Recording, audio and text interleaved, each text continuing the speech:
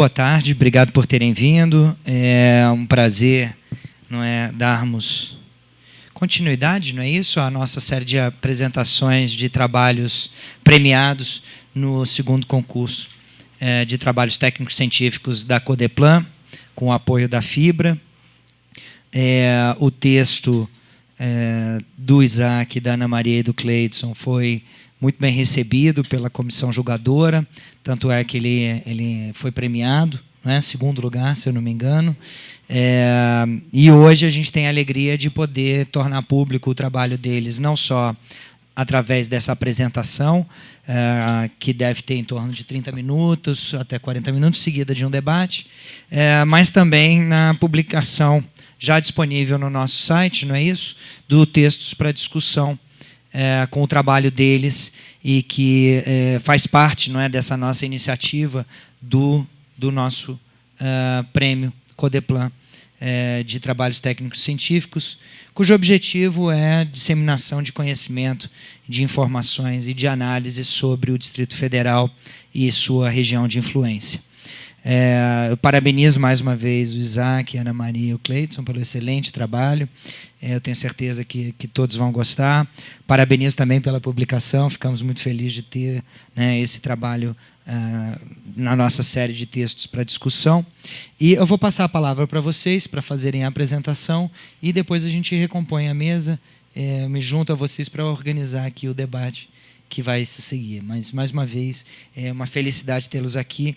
E contamos, obviamente, com o apoio de vocês na divulgação também desse nosso concurso, que tem inscrições abertas para a sua terceira edição no dia 12 de junho, até 15 de outubro, 13 de outubro, tem um cartaz ali, 13 de outubro.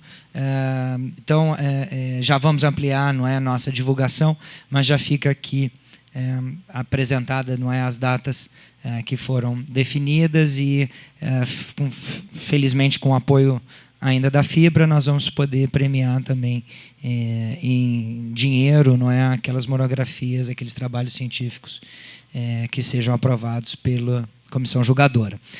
Então, sem mais delongas, eu passo a palavra para vocês e depois a gente continua, retoma o debate, tá? Quem começa?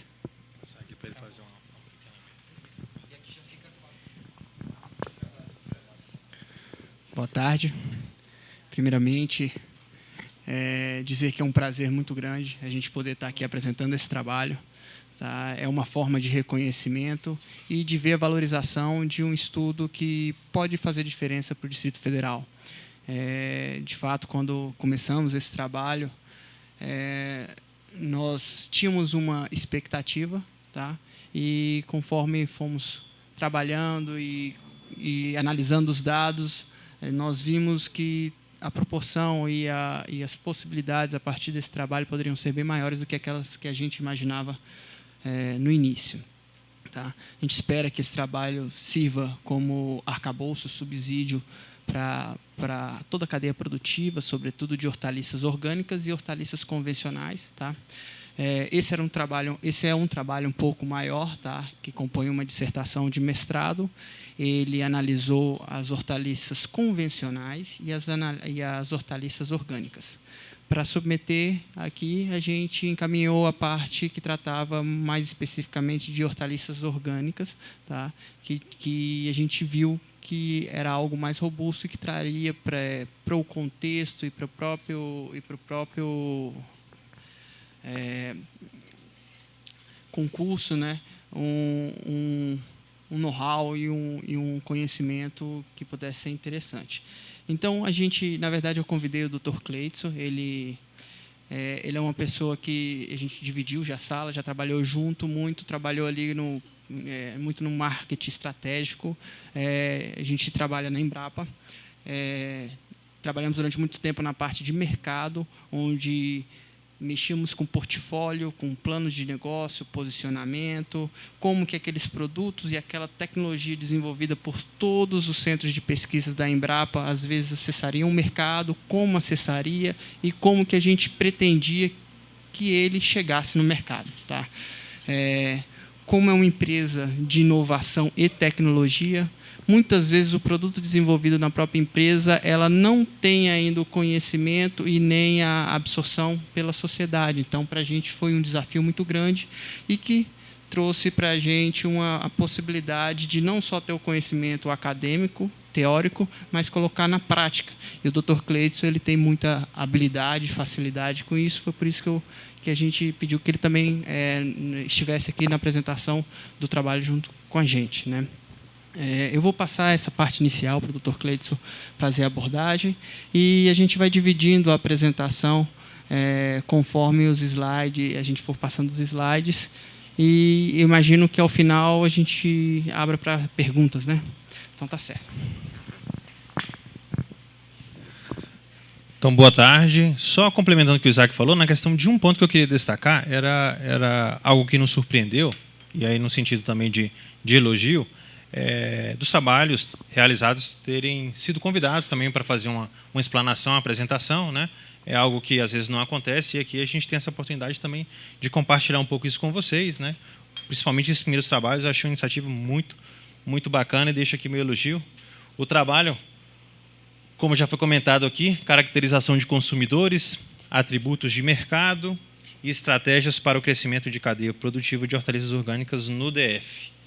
Então, a gente observa, claro, antes de falar do objetivo da pesquisa em si, fazendo um pouquinho dessa parte da contextualização, a gente teve aí um ganho na agricultura nos últimos anos incrível, né? Na mesma área de produção, você tem aí, naquela mesma quantidade de hectares, você consegue produzir mais. Por um ganho de insumos genéticos, a tecnologia nos ajudou muito em diversas culturas, e acontece o mesmo com hortaliças, né?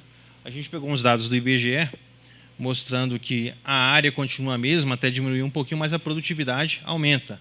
Então, você tem aí pequenos agricultores familiares, que é o caso da realidade dos agricultores orgânicos no DF, conseguindo explorar mais, ter mais produtividade numa mesma área que ele já vem tendo durante muitos anos. E aí, é claro, fazendo aqui um destaque a esse contexto um pouco de crise econômica, que nós tivemos ano passado, esse ano, né, já vem desde 2015, mas que a gente viu isso de fato nas matérias, sendo destacado o fechamento de lojas, isso afetando, sobretudo, o varejo aqui no DF.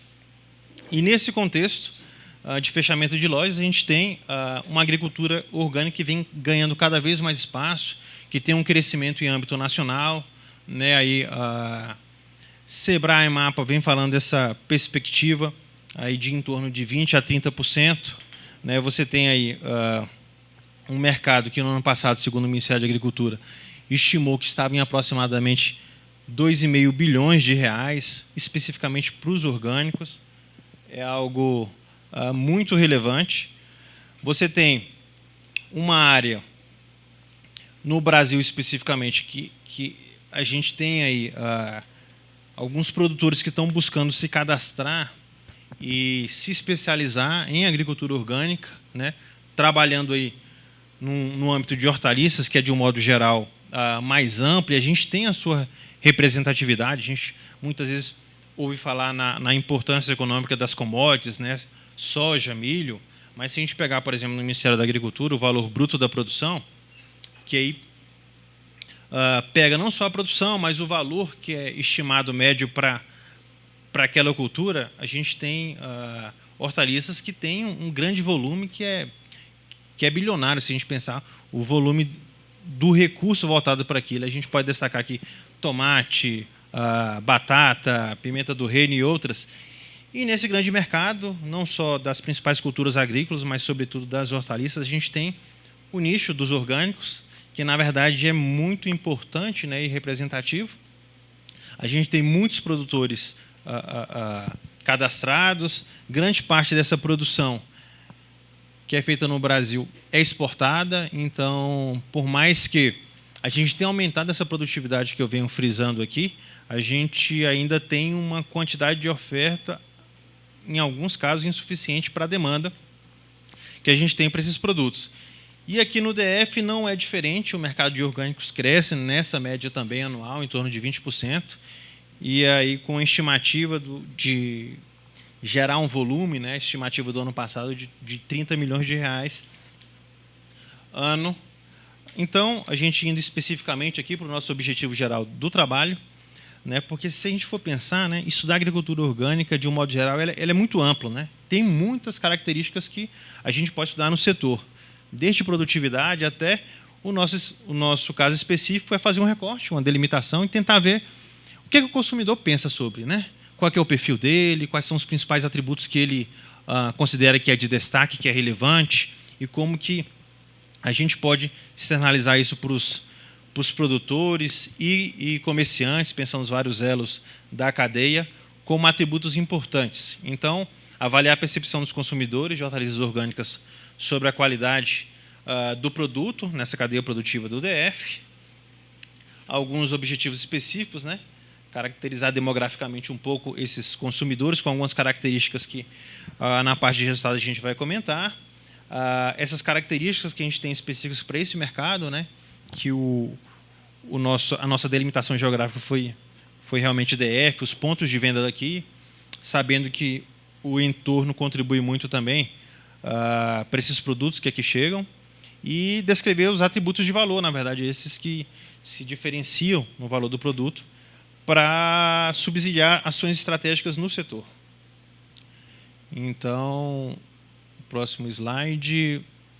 Deixa eu ver agora. Agora foi. Então, vou trazer um pouquinho de alguns referenciais que a gente subsidiou para a gente chegar numa parte que é uma parte importante. Aí, didaticamente, Isaac e eu dividimos assim, para eu avançar um pouco nessa parte. E aí, assim, o que eu for deixando escapar, ele vai me ajudando aqui a contribuir. Mas, bom, algumas fotos aqui para nos chamar a atenção, né?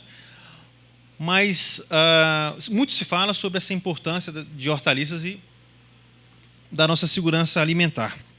Essa discrepância que a gente tem entre o tratamento de países desenvolvidos e em desenvolvimento, essa necessidade de melhoria das condições de vida da população, né, e de promover a segurança neles, a questão do baixo consumo que a gente tem para hortaliças, né, esses produtos que são muito relevantes, que a gente vai pensar até para a saúde do ser humano com seus elementos funcionais, e aqui alguns dados que a gente traz de um consumo inferior a 80 quilos por pessoa ano, né, é um dos 10 principais fatores de risco, né, e mortalidade e morbidade no mundo, né, que trazendo algumas diferenças, né, fotos emblemáticas aqui que trazem uma discrepância muito interessante. E aí, deixa eu aproveitar. Quando a gente fala de segurança alimentar, a definição basicamente é de o acesso ao alimento, tá, em quantidade e qualidade, que é uma definição um pouco diferente daquele alimento seguro, que é um alimento necessariamente dotado com atributos de qualidade. Tá? A gente observa historicamente que todos os países do mundo eles costumam ter paradigmas a serem vencidos. Tá? O Brasil, até 70, mais ou menos, a década de 70, ele, por incrível que pareça, era um dos países que consumia, tinha um consumo alto e não tinha produção. Então, a gente dependia de alimento, com terra, com água, com clima e com essa dimensão de terra. Tá? De 70 para cá, algumas estruturas, tá, foram criadas no país.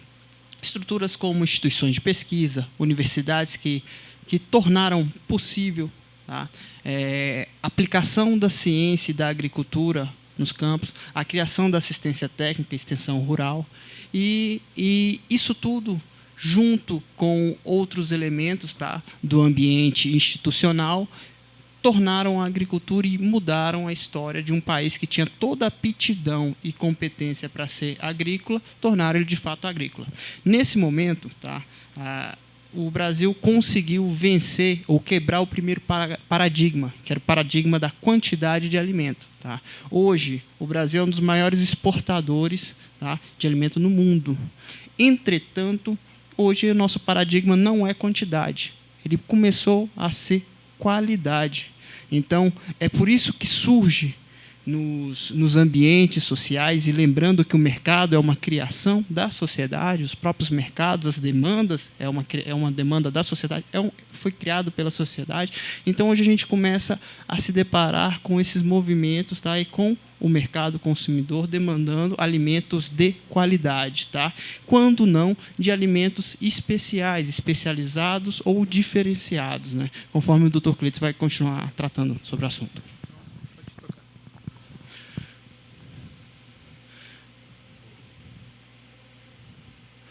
Bom, se a gente está num contexto onde o diferencial não é mais a quantidade, mas a necessidade de diferenciação, é a fuga mesmo daquele mercado necessariamente de commodity e entrada naquele mercado onde existe uma diferenciação do produto e uma agregação de valor.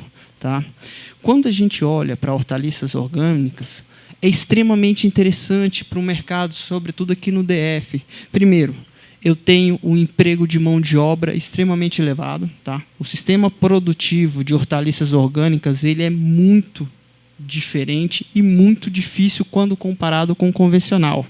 A gente, como técnico, como engenheiro agrônomo, a gente costuma brincar, falar que o sistema convencional ele permite até que a gente cometa alguns erros. Tá? Às vezes a gente consegue corrigir. Às vezes um erro no sistema orgânico ele já é o suficiente para causar a perda da produção.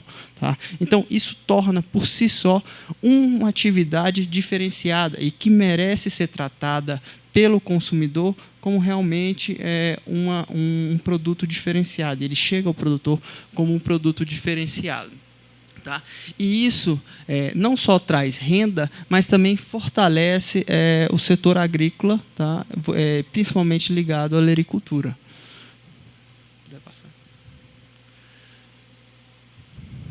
A gente ainda está apanhando aqui do...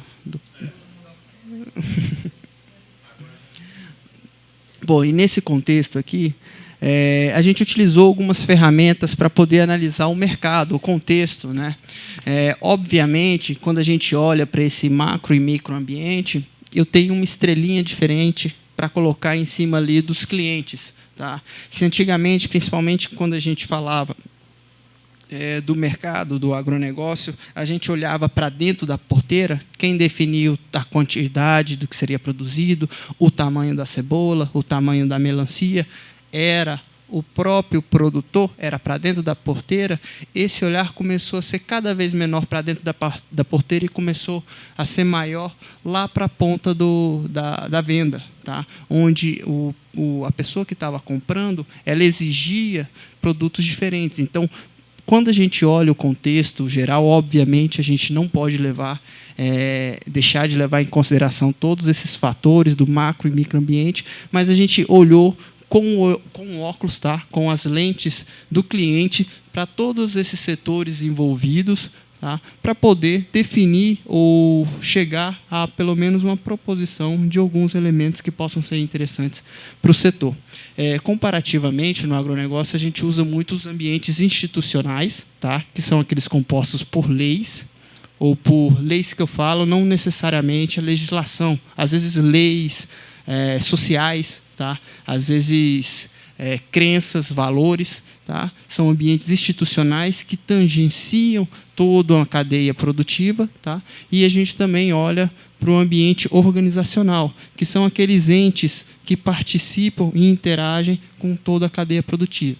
Pode ser instituição de pesquisa, pode ser uma assistência técnica, pode ser organismos que fazem a intermediação e a comercialização ou facilitam isso, tá? Via setor produtivo. Né?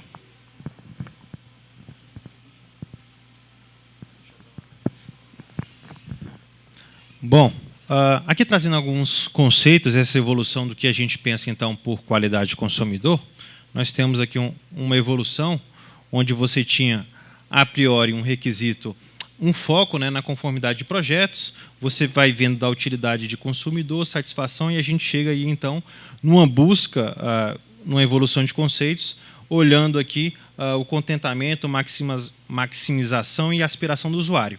O que nós temos aqui de comum entre esses conceitos olha só, a palavra consumidor, ou cliente, ou usuário, com um grande destaque, que é o que o Isaac tinha comentado agora há pouco. E aqui, então, um ciclo de interação, né, para que a gente pudesse olhar, então, nessa qualidade e definir como essa ausência de lacunas poderiam ser utilizadas, tanto no cliente como produção, marketing e, é claro... Nosso município ele é propício. Nós temos 2 BR que cortam, ligando o Norte e Nordeste, Tocantins, e ligando Goiânia, Brasília, que é a 070 e 414, todas sendo reformadas agora, né, juntamente com o Padre Bernardo, os municípios daquela região. E a gente precisa realmente que efetive alguma coisa nesse sentido, porque nós não queremos ser transtorno para Brasília, não. Nós queremos solucionar problemas. Em vez de vir 200 ônibus, que venha 50, o restante fica lá no nosso município trabalhando. Mas, para isso, a gente precisa de sair de reunião e realmente fazer com que a coisa seja efetivada. É muito difícil no nosso país hoje, que nós estamos com as instituições totalmente degradadas por irresponsabilidade, ingerências. E cada um de nós, o que vai dizer quem somos é a nossa história. Ela vai dizer que eu fui um prefeito que fiz coisas erradas ou não. Não adianta a gente chegar aqui e dizer eu sou melhor do que o outro, não. O futuro é quem vai dizer quem somos. Mas, para isso, a gente precisa trabalhar. Eu acho que nós precisamos. A Codeplan tem feito um trabalho fundamental. Eu acho que, talvez, dos órgãos de Brasília, quero aqui, juntamente com a Emater, principalmente no meu município, esses 2 órgãos foram os que mais me atenderam.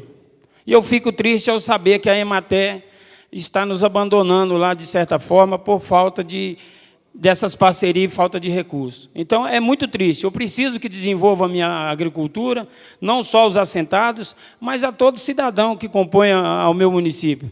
Porque eu tenho uma parceria com o Distrito Federal, a Emater, que atende os assentados. Mas eu tenho um cidadão que está do outro lado da cerca, que está há 40 anos lá, e não pode ser atendido. Então, nós temos que tratar todo mundo iguais, precisamos efetivar medidas concretas. E, na área de segurança, com o governo de Goiás, eu tenho um distrito que é uma área 3 vezes maior em território do que o município de Águas Lindas. Eu tenho 2 policiais para atender 12.500 habitantes urbano e mais 600 quilômetros de área. Então, isso é impossível, não adianta a gente fazer de conta que está bom. Não está. Nós precisamos melhorar e melhorar muito. Mas, para isso, a gente precisa de efetivar ações concretas. E eu vejo aqui até a questão das mudanças que há em relação ao COSAP. O COSAP, junto com a UNB, no início, nós estávamos fazendo um trabalho fantástico. E esse negócio desmontou, troca pessoas sem eu pelo menos não fui consultado, não sei os prefeitos que estavam aqui, o Hildo, o Claudiênio, que estava naquela... Nós nunca fomos consultados dessa questão de mudança. Ué, nós temos que ser respeitados, nós fazemos parte desse negócio. Se nós não podemos optar ou opinar aonde nós estamos dentro desse contexto, que realmente fica muito difícil. Porque quando tem uma equipe que está realmente funcionando, a mudança começa tudo do zero. Então, cada dia nós estamos no zero. Então, nós precisamos ir para 1, para 2 e dar os passos para frente. Muito obrigado, parabéns a vocês todos. Prefeito de Valparaíso, Pablo. Eu vou encerrar as inscrições. Então, tá bom, perfeito. Você sempre pode, tá? Boa tarde a todos. Quero saudar o Júlio e parabenizar pela iniciativa de poder estar reunindo os prefeitos da região metropolitana para discutir essas ações. Quero, de forma especial também, saudar aqui o nosso secretário Joaquim Mesquita, aqui nessa reunião representando o nosso governador Marconi Perillo, nosso presidente da MAB e o do Candango, e rapidamente, fazendo um resumo do que foi citado pelos colegas prefeitos, das dificuldades que vêm há bastante tempo, né? A questão da RID realmente nunca saiu do papel, e é necessário que essa região metropolitana de Brasília ela possa ter um fundo constitucional para poder receber recurso para esses investimentos. Brasília, nós sabemos que a saúde, a educação, toda ela é custeada pelo governo federal. E os municípios são os limites. Para ter uma ideia, Valparaíso hoje, na área de saúde, nós estamos com 3 unidades de saúde, uma UPA, um hospital, unidade mista e o CAIS. E hoje nós atendemos pacientes do Distrito Federal, Gama, Santa Maria. E vamos continuar atendendo, até porque há necessidade também da área de saúde atender os nossos também. Então, eu vejo que foi falado, estou há 8 anos vereador e agora prefeito, sempre acompanhei e nunca saiu do papel. Hoje, prefeito Hildo, até para usar a extensão do BRT, que foi um pedido dos prefeitos daquela cidade, nós não conseguimos. E o trânsito parado e a via do BRT sem uso, às vezes muito pouco. Então a NTT ela tem que fazer parte dessas reuniões. Tem que fazer, porque as pessoas reclamam da região do entorno, mas a região do entorno também sustenta Brasília. A maioria dos títulos são de Brasília, os carros são de Brasília, e a mão de obra, que é muito mais barata do entorno, que vem da região do entorno, serve Brasília. Então, enquanto não estiver uma ação integrada, que eu vejo que o caminho que lá atrás funcionou, até pela Codeplan, iniciou um processo de consórcio na área de saúde, porque se o governo do Distrito Federal, com o Estado de Goiás, tiver esse entendimento, principalmente com o governo federal, nós vamos diminuir esse atendimento na capital. Nós vamos atender. E as cidades do entorno, ela melhorou muito. O governo Marconi tem investido muito. A cidade de Valparaíso não tinha uma unidade de saúde. De 10 anos para cá, nós temos 27 PSF, 9 UBS e 3 hospitais. Então, vem diminuindo. Mas só que agora, se a gente não se preparar, o fluxo vai ser o contrário. Porque o Estado está fazendo os investimentos. E o único caminho que eu vejo que vai resolver definitivamente é essa integração. Agora, a integração não pode ficar só no papel. Nós temos que estipular aqui projetos, igual falou o prefeito Alaí, e esses projetos ter metas e ser alcançadas.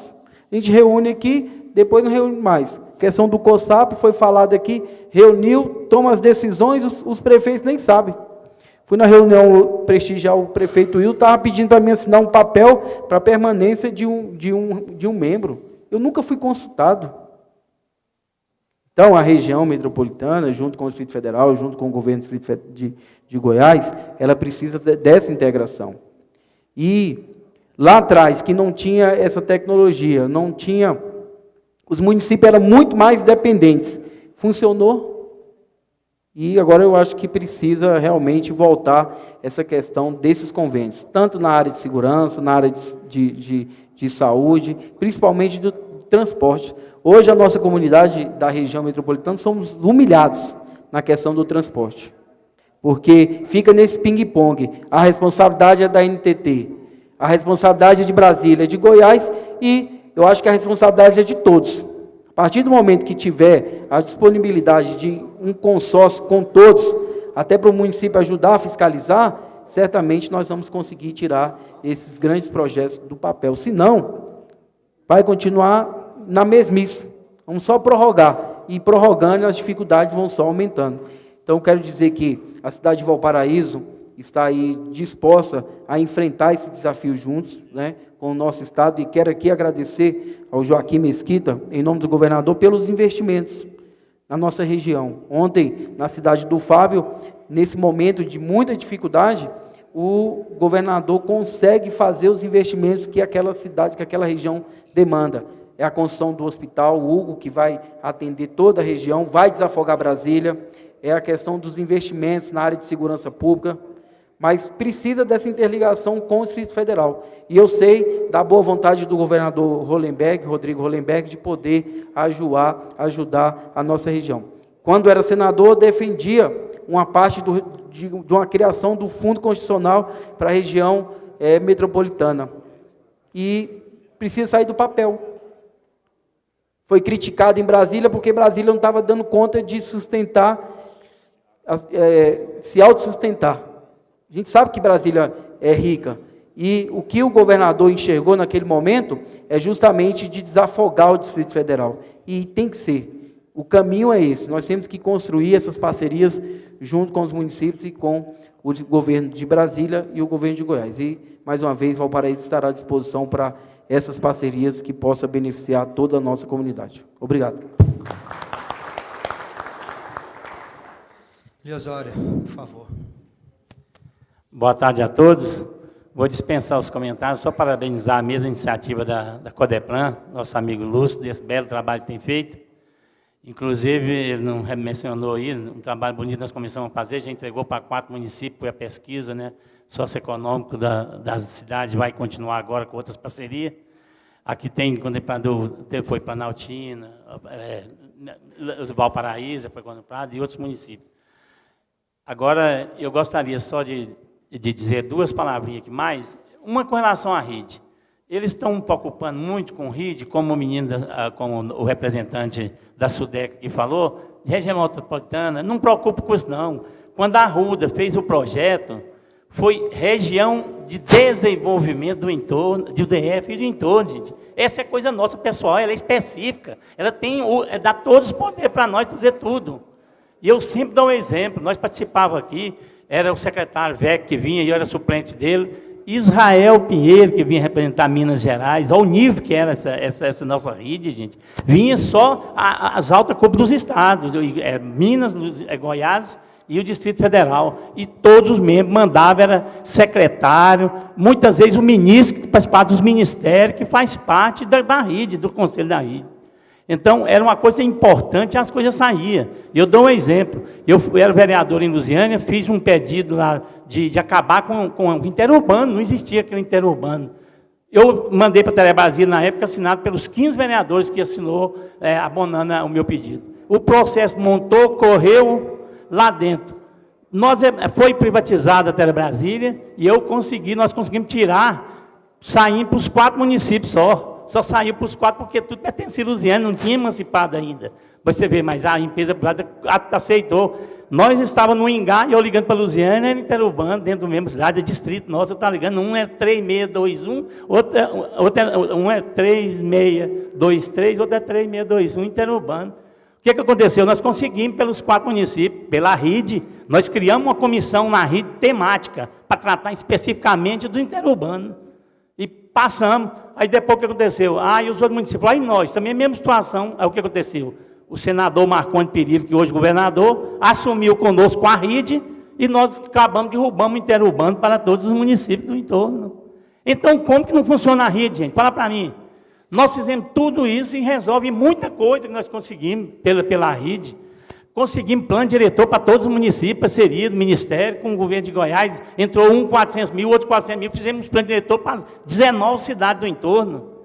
Então, falta realmente ressuscitar a rede, mas, uma coisa que eu quero falar para vocês, vamos ser claros, gente, não justifica uma pessoa que não é aqui da região do entorno, nem de Goiás, ser presidente de rede, não, gente, Quem está na rede hoje, eu nem sei quem está lá, mas isso foi indicado pelo senador do Maranhão.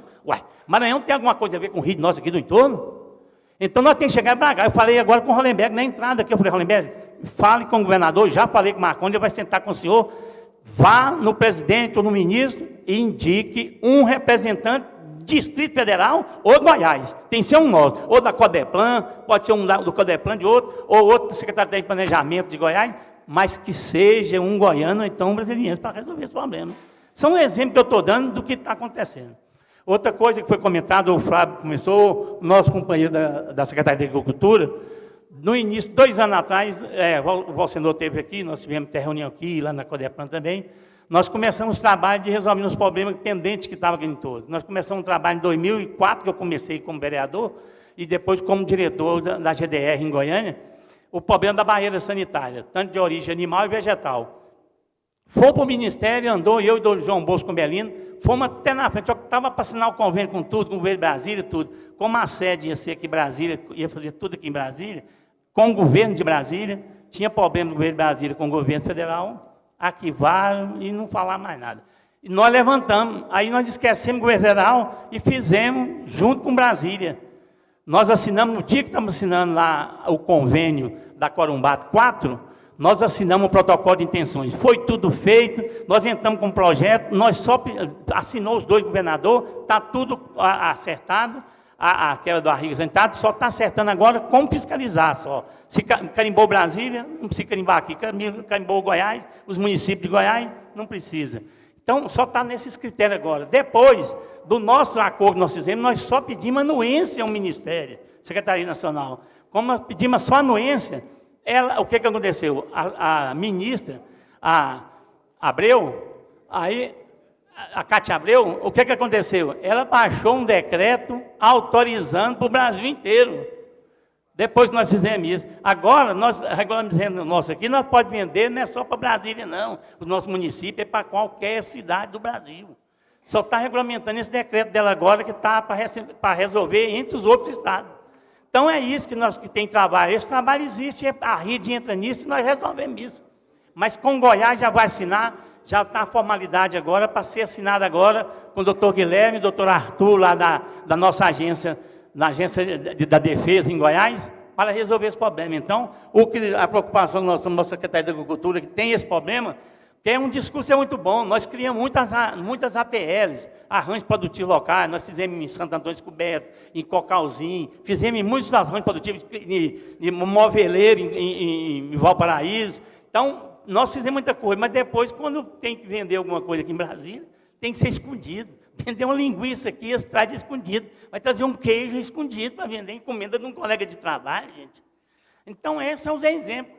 Um exemplo que vocês não sabem aqui, nós não podemos pôr gado no leilão aqui na pecuária aqui de Brasília, nós não podemos trazer um gado nosso, porque não tem, a inspeção sanitária não tem um convênio. Então, são coisinhas que a gente discute muita coisa aqui, que fica só em cima, mas ao que você pega, não, tem que pegar no pé mesmo, do boi mesmo, e resolve. Então, todos vocês estão com razão da pressa, de tudo, porque, na verdade, tem coisa que dá para resolver. Mas só não dá para resolver quando tem um órgão igual a RIT que não funciona. Aí não resolve. Que é o exemplo que eu tenho. Eu fui presidente também da GDR. Eu, como presidente da GDR, fiz no PAC 2, no 1 e no 2, eu fiz projetos junto para mais de, parece que foi 11 ou 12 municípios do entorno. Foi se mandaram o documento para mim, que eles não mandam também. Difícil de achar documento. E até uma justificativa. Porque não tem memória, tem município que não tinha memória na época.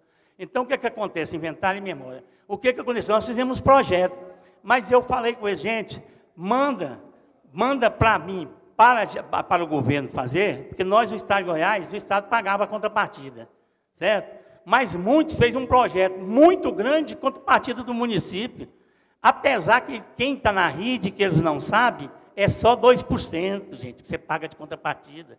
E quem faz pelo Estado é 10%.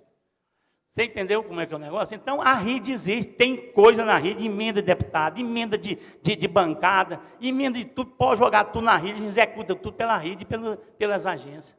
Então, eu queria agradecer, parabenizar e contar com o apoio de todos. Eu estou aqui no governo, aqui na Secretaria do Entorno, aqui, sou lotado até na Secretaria, nosso secretário, meu chefe, está aqui. Sou lotado aqui na disposição, aqui no Gabinete Civil e aqui no escritório da Secretaria do Entorno. Então, nós estamos trabalhando muito e à disposição. Então, eu quero parabenizar todos os prefeitos, e esse momento é bom, os prefeitos estão com pique, estão com vontade, eles conhecem as realidades, e só precisa mesmo dos apoios e dos caminhos que tem que percorrer. Parabéns, Lúcio, mais por esse evento, e conte conosco em qualquer ocasião que for necessário. Contamos sim, Leozado. Obrigado. Prado pediu a palavra muito rapidamente, tá, Prado, para a gente poder encerrar o evento. Obrigado, tá? Rapidamente, agradecer a todos. Não vou citar os nomes, porque tem muita gente. O prefeito Adolfo, que elogiou, e principalmente a crítica do Fábio, né? O Corsap realmente ele já tem um período longo de existência para não ter realizado absolutamente nada. As alterações que estão sendo feitas são exatamente para corrigir esse rumo. Essa semana a gente contratou os planos municipais, tá? Tanto de resíduos como de águas pluviais. O nosso técnico estará visitando todos os municípios. A meta do projeto é até o final do ano todo mundo está com esses planos na mão para a gente partir para as soluções. É fundamental falar que dos 246 municípios de Goiás, a gente só tem 11 aterros sanitários com licença de operação. Na RID, a gente só tem um, que é o de Cidade Ocidental, cuja licença acaba em 2019 e ele já está lotado. Tá? A outra opção é o nosso aterro de Samambaia, que também não atende Brasília. Ele não vai dar conta de atender todo mundo. Então, a gente tem que partir para outras soluções. Estamos conversando com um empresário que, aparentemente, o de Planaltina, ele está sob intervenção. Tá? E ele não tem licença de operação também. A situação é muito grave, é crítica. A gente tem um lixão da estrutural ainda em funcionamento. A ideia do governador é acabar com ele, fazer a remediação. E a gente tem uma chance muito boa com um empresário lá em Santo Antônio do Descoberto. Estamos indo amanhã, lá na equipe do Vilmar Rocha, fazer o protocolo da licença de instalação, licença prévia desse aterro. O Dr. Vilmar já colocou isso como prioridade da Secretaria, da Subsecretaria de Meio Ambiente. Tá? É um projeto grande que pode ser resolvido pode resolver em curto prazo toda a nossa situação aqui. Agradecer a todos, tá? Bem breve. Lúcio, obrigado. Tá? Obrigado a você, Prado.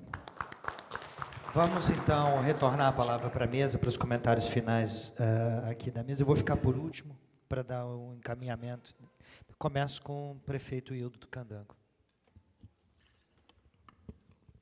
Só para falar aqui, como a lei falou, para a questão concreta, eu acho que duas situações aqui que foi colocado por quase todos nós, prefeito, e foi bem debatido pelos os órgãos aqui da SUDECO, é justamente a questão da mobilidade. Eu acredito que, viu, Lúcio, nessa tratativa, eu acho que uma condição que poderia ser tratada imediatamente e colocada nessa situação do fórum, que é a proposta que nós estamos fazendo aqui, pensando no Distrito Federal. Então, analisar a participação das formas, claro, de apresentação das hortaliças nesse segmento olerícola, também quantificar possíveis taxas de crescimento, algo que a gente viu que pode ser estudado, analisar o atual portfólio, identificar produtos mais adequados a receberem investimentos, né? Será que a gente precisa focar em alguns, tendo em vista essa realidade do mercado? Claro, analisar esses pontos fortes, fracos, ameaças e oportunidades, tendo em vista esse retrato e perspectivas futuras, né? Essa característica. Verificar, então, a posição estratégica de grupos frente ao mercado, né? Tendo em vista essas prioridades, né? que é o último, que foram identificadas aqui. Que tipo de posições podem ser adotadas pelas empresas? E a gente deixou, no final, todo o negrita dessa identificação das prioridades de ação, porque isso, na verdade, é uma coisa dinâmica. Então, é um estudo que foi longitudinal, teve 2004, 2008, 2011, o grupo de... a sociedade ela é dinâmica, tem diversas vertentes sociais e, vamos chamar assim, mais midiáticas, que nos trazem uma luz a determinados pontos de preocupação. O pessoal até do Propaga, lá no agronegócio, que nos ajudou na época com seu grupo de estudo, bolsistas, a pesquisar esses mais de 1.300 questionários, estão se mobilizando também para repetir também um estudo, agora mais recente, e a gente fazer um comparativo, né, com essa obra que, felizmente, foi publicada, está disponível, né, para que todo mundo, e já está, vamos chamar assim, tangibilizada, né, era algo que está aqui explícito para consulta como material, né, para outras pesquisas futuras a gente poder fazer uma comparação, o que mudou, né, o que mais que a gente pode investigar sobre o assunto. Isso foi um resumo, né, na verdade, do trabalho, que focou principalmente no hortaliças orgânicas. A gente tentou também deixar o mais palatável possível essas informações, mostrando o mínimo possível aquelas partes estatísticas que até hoje me tira o sono, deu trabalho pra caramba esse negócio, tá? E trazer um pouco desse contexto, né? Na verdade, o trabalho também ele buscou muito fazer relação com as gerações, os tipos de geração X, Y envolvidas nesse consumo. Ele fez também sobre a modernidade reflexiva, como o avanço foi interessante, mas também os prejuízos que que esses avanços trouxeram e como que a sociedade começou a se remanejar para colocar isso para fora, para reivindicar e para solicitar novos tipos de produtos. Então, isso a gente queria agradecer, tá? Isso é uma parte do trabalho que a gente quis trazer para vocês aqui, tá bom? Muito obrigado. Vamos recompor a mesa e passar para o segundo momento dos debates. Obrigado, parabéns, ficou ótimo. Vamos lá, perguntas, comentários, sugestões.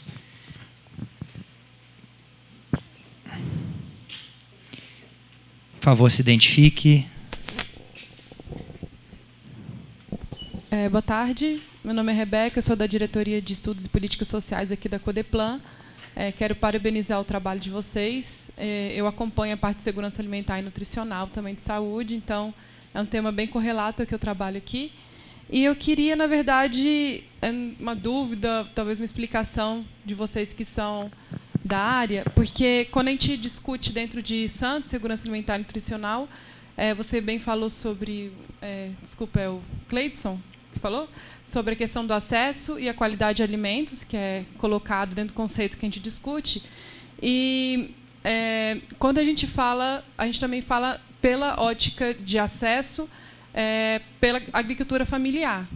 E, pelo menos teoricamente, eu não sei, dentro de SAN, que se discute aqui, quando a gente incentiva a agricultura familiar, eles têm uma afinidade com os orgânicos, porque os orgânicos precisam da proximidade com o seu mercado, até pela, talvez, durabilidade, e também porque as técnicas não permitem que seja uma produção em grande escala, né?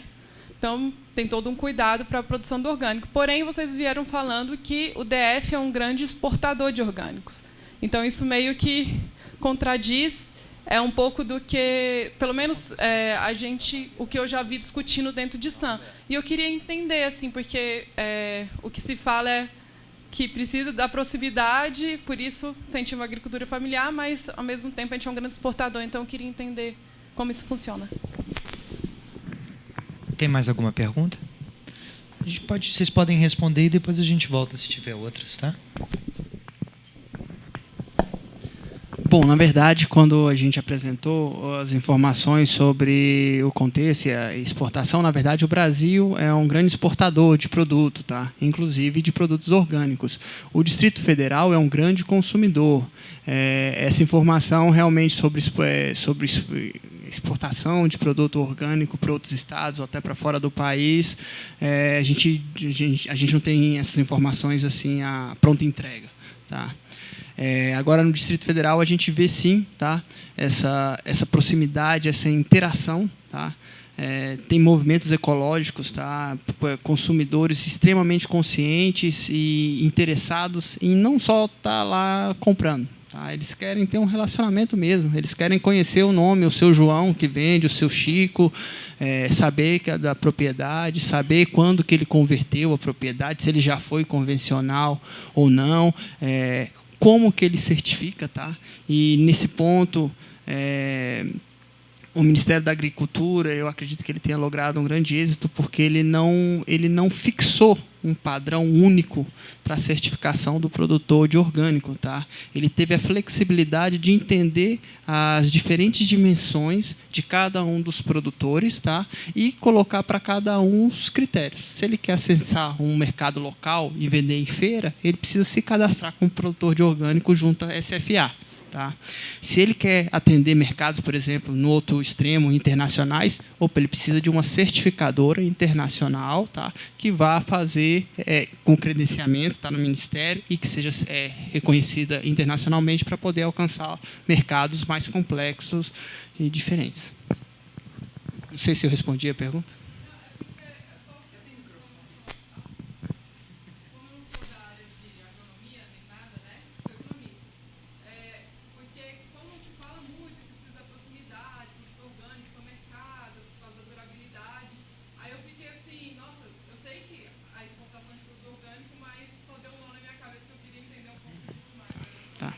A diferenciação, tá, do ponto de vista técnico, entre o tempo de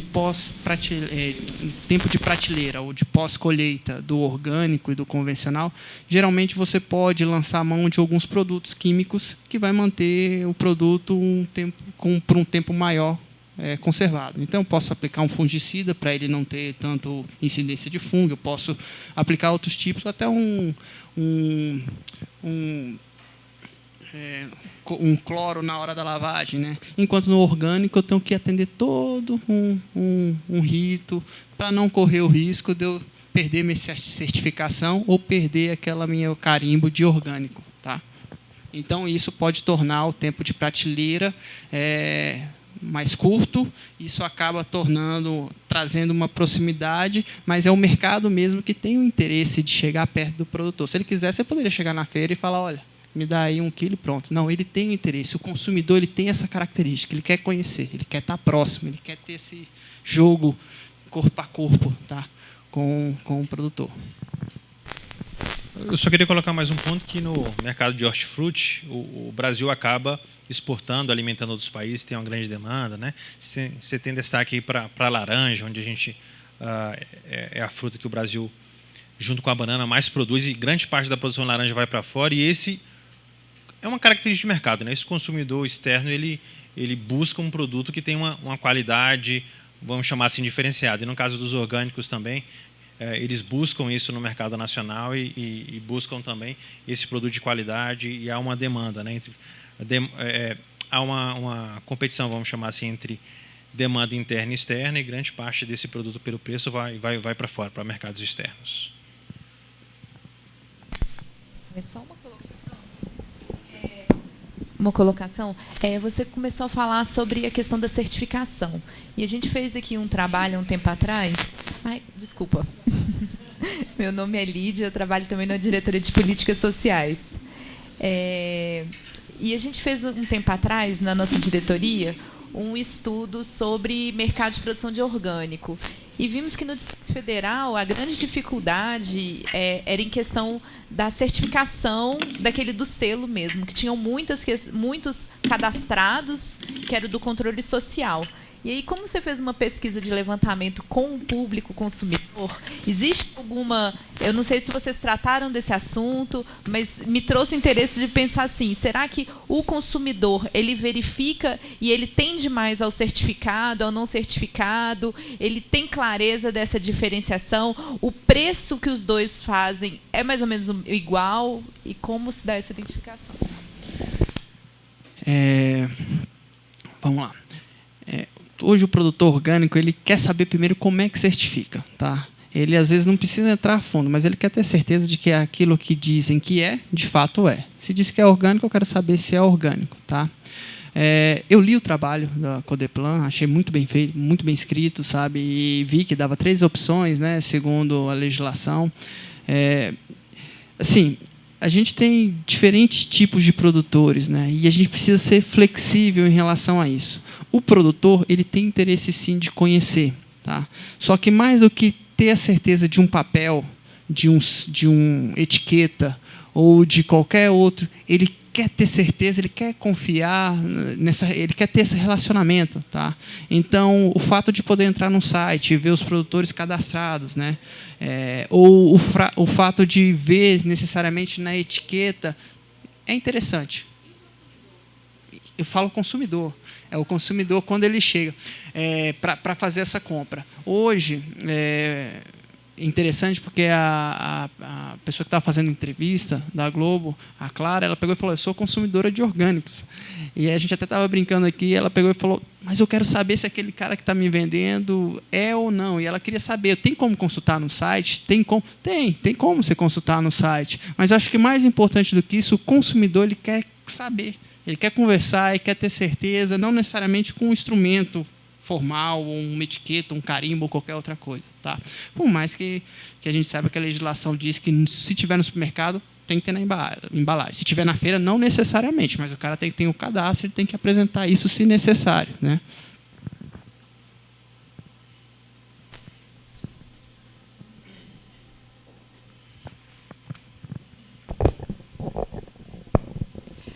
Bom, eu sou Ana Maria Nogales, diretora de Estudos e Pesquisa e Políticas Sociais aqui da Codeplan. Parabenizo os autores. Mais uma vez, eu queria fazer uma pergunta simples. Vocês fizeram, então, uma pesquisa junto a consumidores em 2004, 2008, 2011. Eu queria perguntar, foi em pontos de venda? Como é que foi o acesso a essas entrevistas? E se foi com o mesmo, né, durante esse período foram os mesmos, porque em 2008 parece um padrão um pouco mais diferente do que nos outros anos. Eu tenho um pouco de medo do pessoal da estatística, que geralmente eles colocam em xeque. Não, tudo bem. Mas é importante a gente colocar. Primeiro, a gente optou, né, por determinados pontos, tá? Aqueles que fossem representativos aqui na Asa Sul, Asa Norte, Lago, Taguatinga, foi também aqui na Águas Claras e ele de frente à estrutural, ó. De frente à esquerda. Vicente Pires, isso. A gente focou principalmente nesses locais, tá? E a gente, assim, queria ter mantido alguns locais, de fato. Por exemplo, a gente queria ter mantido o Champion, só que ele deixou de existir, ele virou outro supermercado. A gente queria ter mantido, por exemplo, o determinado supermercado Walmart, só que na pesquisa do ano de 2008 e 2011 o pessoal falou, não, aqui ninguém vai ficar incomodando meus clientes. Então, infelizmente, a gente teve que fazer um jogo de cintura, né, e optar por outros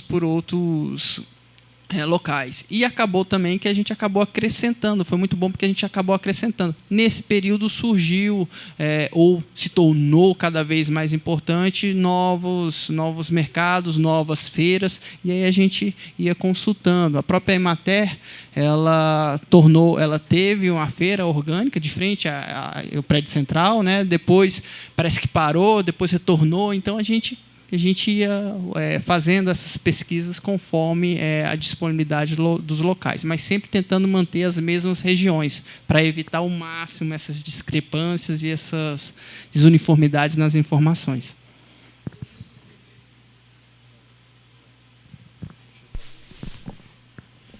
Não, só destacando também que os pontos, né, até para uma consulta, essa evolução a gente coloca isso e a gente descreve também, né, quais são os supermercados, quais são os pontos lá no Lago Norte, Asa Sul, Asa Norte, etc., que foram os pontos de venda no qual foram alvos de entrevistas em cada um dos anos, né? A gente relata isso lá na página 20 também, que aí a gente pode até olhar justamente essa evolução que o Isaac comentou, né, de alguns que deixaram de existir, outros que surgiram, e agora, então, outros que surgiram também.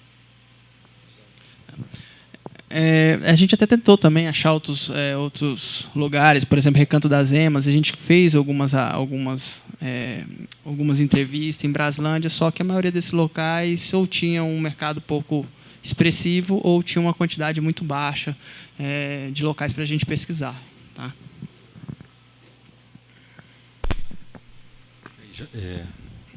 Meu nome é José Nilton, sou extensionista rural da Emater e atualmente estou lotado no escritório especializado de comercialização.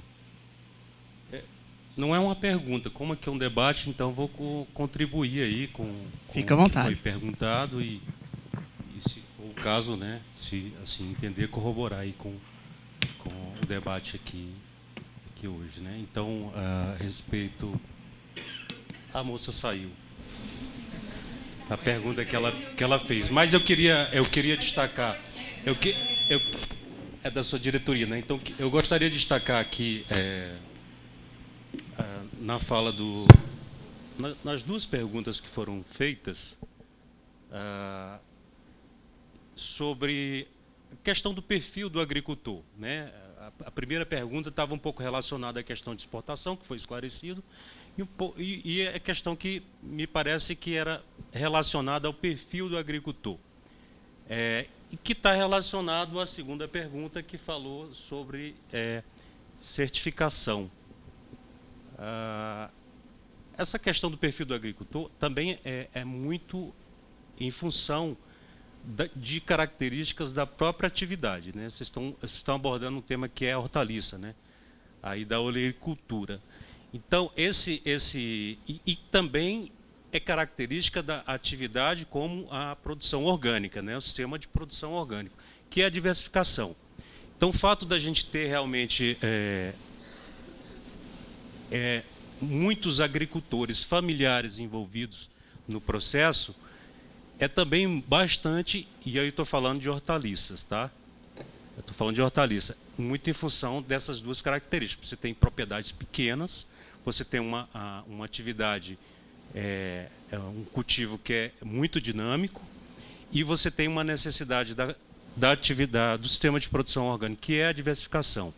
E leva a um vínculo com a questão da certificação. Então, porque quando você tem o sistema, e hoje a grande maioria de produtores orgânicos aqui do Distrito Federal, eles são organismos de controle social, né? Eles são OCS. Por que isso é menos oneroso? Porque isso só é permitido a agricultores familiares, né? E aí, se falando de hortaliças, a gente está falando de circuitos curtos, né? A gente falou aqui de conservação, de pós-colheita, né? Aonde vai levar esse mercado a gente ter, sim, condições de atender essa demanda, sim, aqui atender a demanda de produção de hortaliças aqui no DF com uma produção orgânica por conta dessas características. Tá? Então, não é uma coisa isolada, você tem vários fatores que levam à questão de escala também. Quando você vê um produtor orgânico patronal, que assim a gente denomina, né? Na extensão rural a gente denomina familiar, e o outro é o patronal, é um empresário. A escala é outra também. Então, até para alguns leigos, quando vê uma lavoura de orgânico, uma monocultura, alguém já viu uma monocultura de orgânico? É de estranhar, né? Mas existe monocultura de orgânicos. Então você não imagina uma produção de orgânicos se não imaginar a diversidade de produtos, né? Que é uma característica da produção orgânica. Então isso um pouco em função disso. Sobre a certificação, esse produtor só pode fazer a venda direta. Esse produtor que ele está certificado por OCS, ele só pode fazer a venda direta ao consumidor ou nos programas de compra institucionais. E aproveitando que eu estou falando de programas de compra institucionais, ali nas conclusões dos dois, né, a questão de ser como levar isso, né, para essas, porque o outro trabalho que foi divulgado aqui no ano passado, ele trazia informação de que isso tem crescido nas regiões mais pobres. E aí eu vi aqui na última fala de vocês que vocês falaram da dificuldade de pesquisar nesse mercado mais de periferia, né? Então isso é uma verdade, não existe. Nós hoje temos 51 feiras orgânicas no Distrito Federal, das quais 11 já foram abertas nessa gestão. Aí estou falando de gestão de governo, porque também é uma política de governo. E a maioria, a grande maioria, 90% ou mais, e as que estão melhores, as que estão tendo um crescimento maior, elas estão aqui na área central do Distrito Federal. Então, a maneira que a gente, enquanto Estado, encontrou de levar esse tipo de alimento para essas populações mais pobres é através dos programas de compras institucionais. Então, atualmente, a gente está com um contrato de R$1,5 milhão no Cesta Verde da Cedeste Mid. O Cesta Verde é uma ação de provimento alimentar direto, que faz as famílias em risco de insegurança alimentar, e recebe esse alimento para consumo direto. Então estou falando de um contrato de R$1,5 milhão que está em curso, e também várias tentativas, porque aí é uma questão aí, né, institucional, várias tentativas de colocar isso na merenda escolar.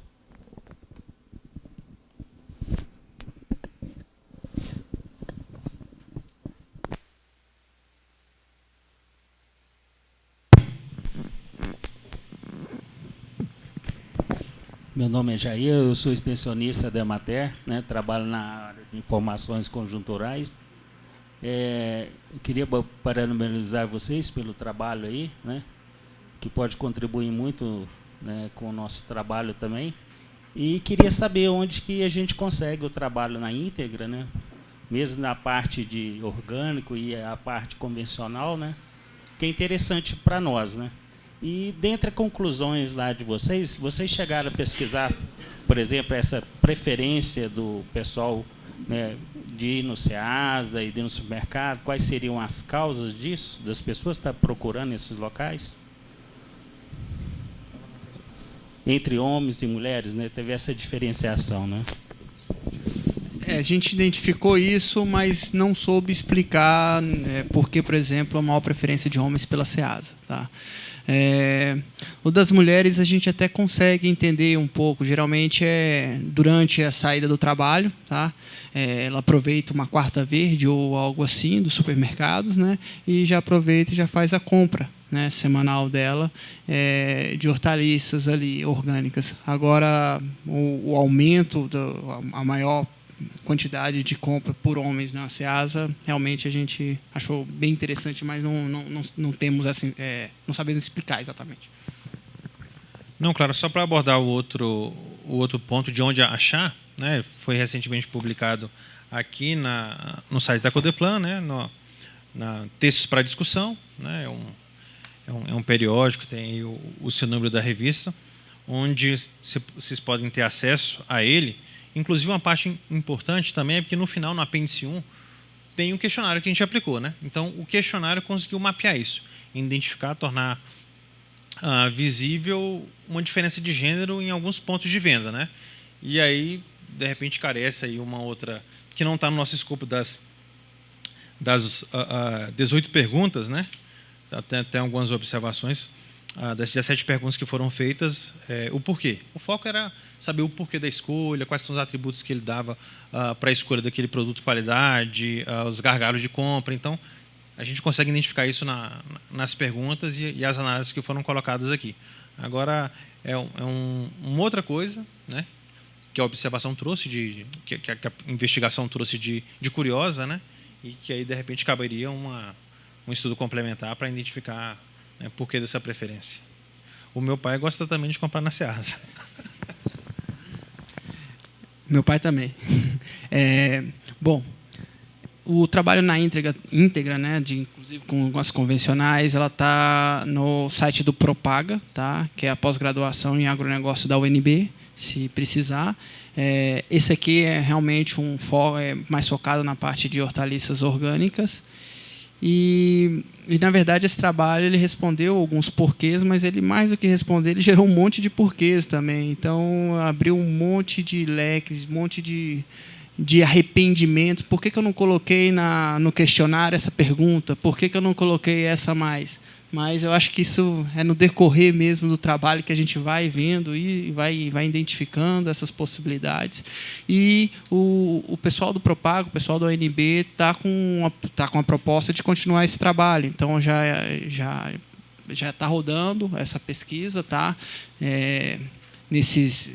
Nesses anos agora, para a gente ver se tem uma linha depois dessa crise que o DF enfrentou, né, com esse índice de desemprego, com essa talvez uma queda na renda, e como isso impactou, se é que impactou esse mercado e se mudou alguma coisa nesse período aí nessa linha do tempo.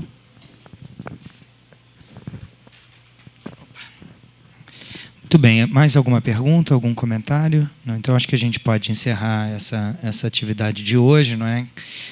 Que dá continuidade à divulgação dos trabalhos premiados no nosso concurso de trabalhos técnicos científicos.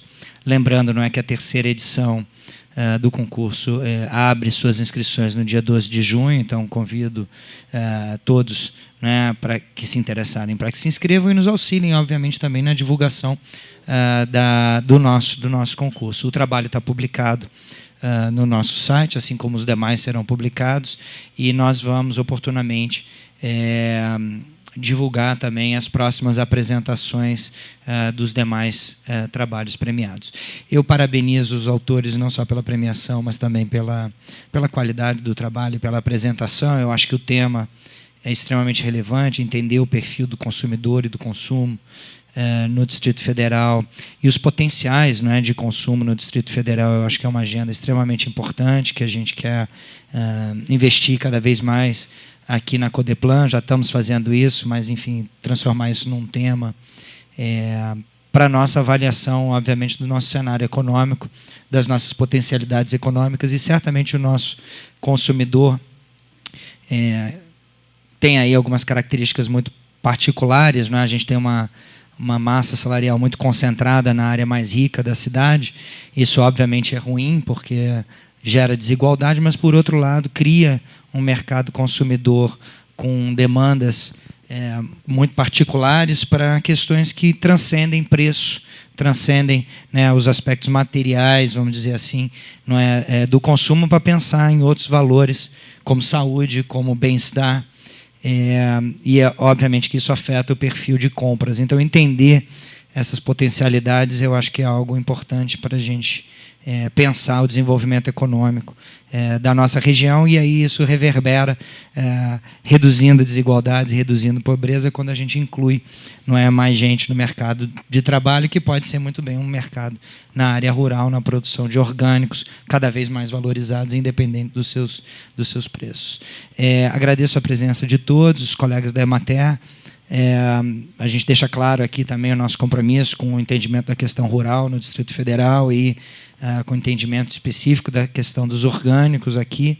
Temos mais um evento no dia 1º de junho sobre o tema, já ficam todos convidados. É uma parceria com a Emater, né? Acho que ela vai ocorrer no âmbito da Semana dos Alimentos Orgânicos, não é isso? De 28 de maio a 1º de junho. O nosso evento, próximo Quintas Codeplan, será no dia 1º de junho. A gente não definiu o local ainda. Casa do Cerrado. Então, vai ser realizado fora da Codeplan, com uma participação da Emater, né? Paulo Roberto Carneiro, e o palestrante é o Moisés Rezende, da UNB, da Economia da UNB. Então, por último, agradeço mais uma vez e passo a palavra de volta, não é, para encerramento, ou já posso encerrar? Vocês que mandam. Então, está encerrado o evento, gente. Obrigado.